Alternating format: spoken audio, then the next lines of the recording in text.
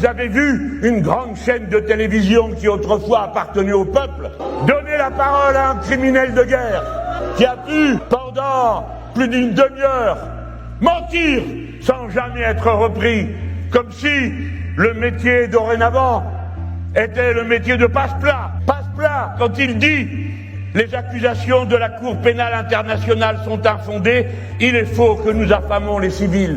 Il ment, il les affame, et c'est un crime de guerre. L'ONU le dit.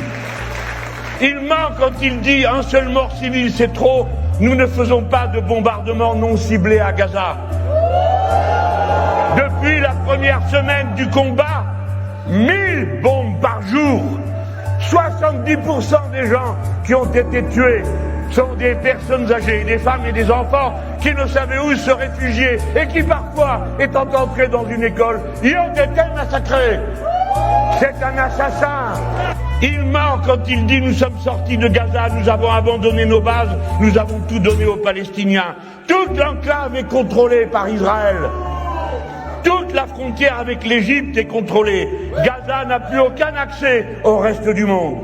Il ment quand il dit « nous voulons libérer les otages ». L'accord de cessez-le-feu proposé début mai 2024 incluait la libération des otages. Et c'est lui, Netanyahou, qui l'a refusé. Il a pu dire tout ça sans être contredit un seul instant pour dire « mais tout de même, les apparences sont contre vous. Vous ne tuez pas au hasard, mais vous avez déjà massacré 45 000 personnes. » Il aurait pu entendre ça, il ne l'a pas entendu. Cherchez partout les réactions de ceux qui, matin, midi et soir, ont trouvé qu'il manquait tel mot dans tel communiqué des Insoumis, et que là, il y avait un mot qui peut-être était de trop, pouvait se comprendre. Où sont-ils tous passés, ces belles consciences qu'un rien indignait et qu'il fallait qu'ils s'étalent nuit et jour contre nous? Silence radio. Personne n'ouvre sa grande bouche. C'est terminé. Ils sont plus là. Le maître a parlé.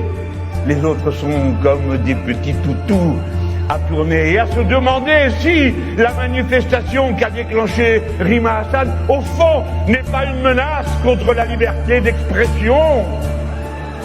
Ah, pourquoi ne sont-ils pas posé la même question 2 jours avant, quand celui-ci a dressé un drapeau et qu'il a pris la peine maximum